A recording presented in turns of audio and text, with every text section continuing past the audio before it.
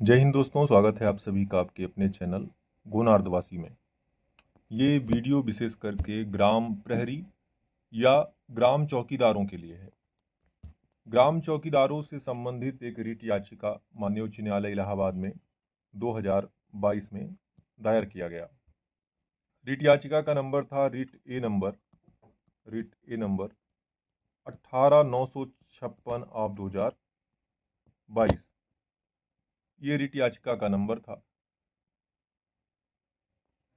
Total इसमें 1487 लोग याचिकाकर्ता थे और इस केस में माननीय उच्च न्यायालय इलाहाबाद द्वारा 19/5/2025 को एक विस्तृत आदेश पारित किया गया। उसके बाद याचिकाकर्ताओं ने उस आदेश पर एक रिव्यू एप्लीकेशन दायर किया। रिव्यू एप्लीकेशन पर सुनवाई हुई।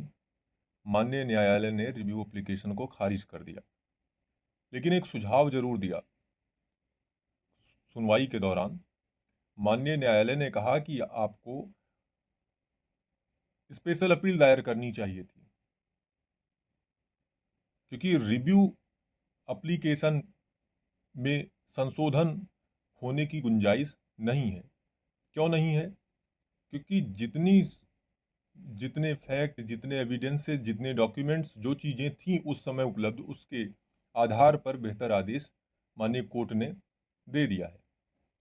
अगर आपको कोई समस्या है तो आप उस ऑर्डर को स्पेशल अपील में चैलेंज कीजिए। अब रिट याचिका केस जिसमें 1486 लवकुश तिवारी जी और 1486 अन्य याचिकाकर्ता थे,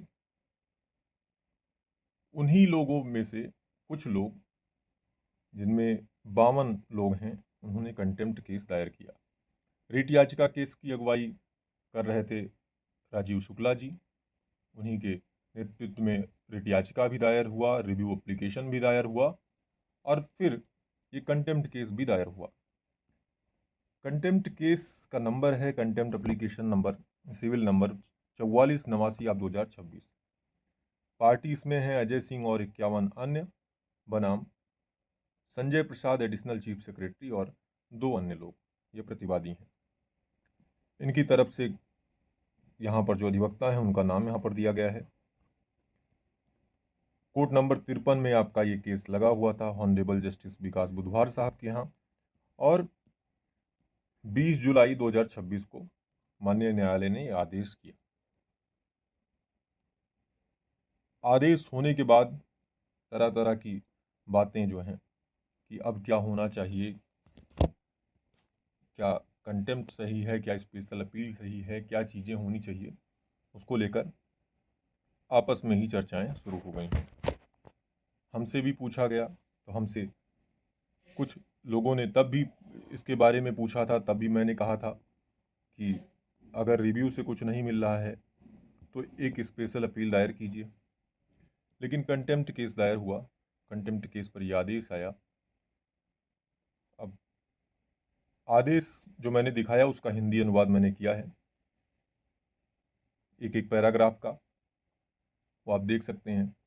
माननीय कोर्ट ने क्या आदेश किया, पैराग्राफ नंबर 1 का अनुवाद यहाँ पर देखिए। क्या लिखा कि आवेदक के अधिवक्ता की दलील सुनी गई।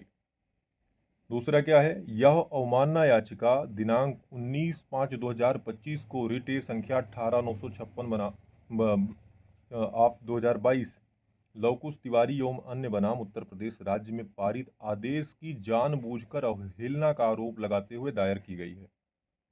उस आदेश में न्यायालय ने निम्नलिखित कहा था, यानी ये चीज़ें पैराग्राफ नंबर 57 और 58 जो माननीय न्यायालय द्वारा रिट याचिका में आदेश दिया गया था, उसी का पैराग्राफ नंबर 57 और 58 को लेकर कंटेम्प्ट केस दायर किया गया है।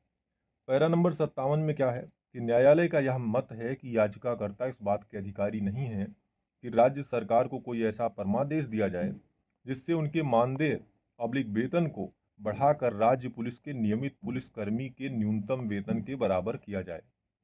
साथ ही न्यायालय का यह भी मत है कि चूंकि माननीय न्यायमूर्ति एएन मित्तल की अध्यक्षता वाले विधि आयोग ने ग्राम प्रहरी ग्राम पुलिस कर्मियों की सेवा शर्तों को विनियमित करने हेतु कानून बनाने की सिफारिश की है, इसलिए राज्य सरकार इस संबंध में उपयुक्त कानून बनाने पर विचार कर सकती है ताकि ग्राम प्रहरी की व्यवस्था वर्तमान समय में अधिक प्रभावी एवं सशक्त बन सके।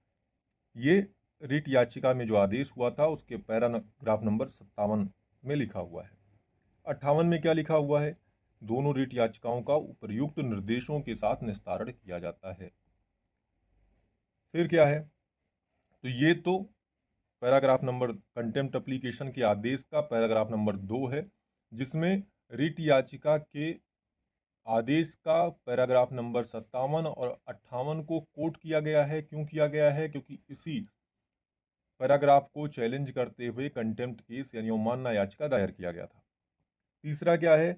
आवेदक के अधिवक्ता ने कहा कि आज तक न्यायालय के आदेश का पालन नहीं किया गया है।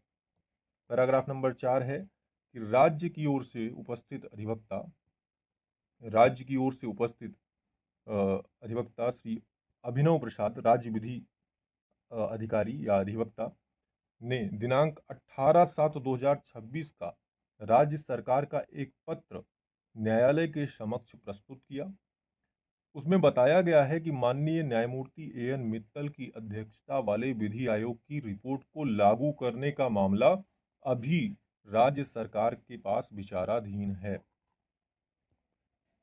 पैराग्राफ नंबर 5 में क्या लिखा है? चूंकि राज्य सरकार ने यह स्पष्ट रुख अपनाया है कि मामला उचित निर्णय हेतु राज्य सरकार के पास विचाराधीन है, इसलिए न्यायालय के निर्णय के पैरा 57 में की गई टिप्पणी के आलोक में वर्तमान अवमानना याचिका का निस्तारण किया जाता है। साथ ही उसे अभिलेख में दर्ज करने के लिए भी कहा गया। साथ ही राज्य सरकार के सक्षम प्राधिकारी इस विषय पर उचित निर्णय लेने साथ ही राज्य सरकार के सक्षम प्राधिकारी को इस विषय पर उचित निर्णय लेने की अपेक्षा की जाती है। फिर क्या लिखा गया? पैराग्राफ नंबर 6 में राज्य सरकार द्वारा प्रस्तुत निर्देशों की एक प्रति आवेदक की अधिवक्ता को उपलब्ध कराई जाए। आज दाखिल किए गए निर्देशों को अभिलेख पर परिशिष्ट ए के रूप में स्वीकार किया जाता है। तो ये आदेश है। अब हम कम शब्दों में इसको समझने की कोशिश करते हैं।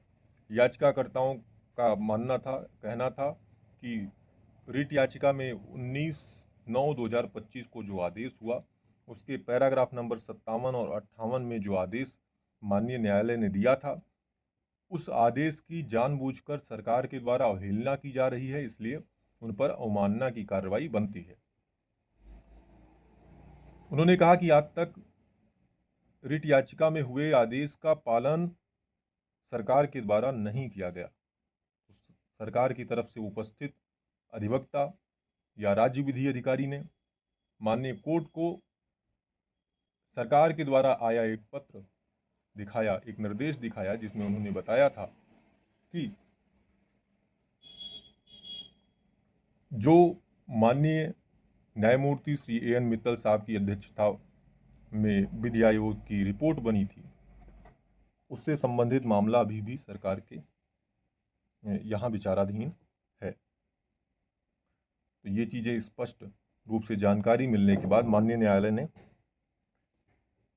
यह आदेश दिया जो आपके सामने है। माननीय न्यायालय ने जो निर्देश आया था उसकी एक कॉपी याचिकाकर्ता या आवेदक जो हैं उनके अधिवक्ता को उपलब्ध करवाने के लिए कहा। साथ ही साथ उसको माननीय कोर्ट के अभिलेख में भी उसको शामिल करने के लिए कहा और एक कॉपी जो कंटेम्प्ट एप्लीकेशन है उसका सरकार को देने के लिए कहा। सरकार को यानी सरकारी अधिवक्ता को दिया जाएगा तो वहाँ से वो पहुँच ही जाता है। तो ये चीज़ें हैं। अब हम बात करते हैं इस वाले बात पर जो ये पैराग्राफ नंबर 4 में राज्य की ओर से उपस्थित अधिवक्ता ने बताया कि विधि आयोग की जो भी रिपोर्ट माननीय न्यायमूर्ति श्री A.N. मित्तल साहब के द्वारा बनाई गई थी वो राज्य सरकार के यहाँ विचाराधीन है। तो ये बात रिट याचिका के आदेश में भी कोटेड है, अगर आपने देखा होगा तो।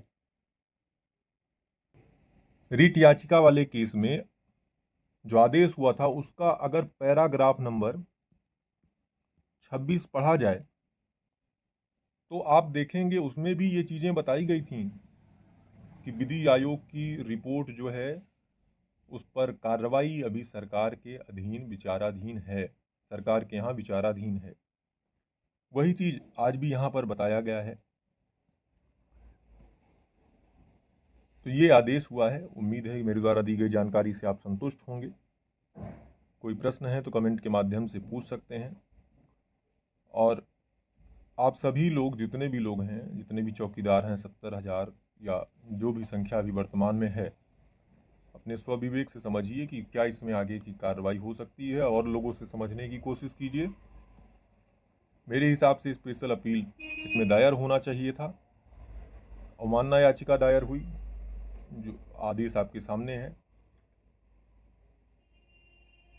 बाकी मिलते हैं अगले वीडियो में। जय हिंद, धन्यवाद।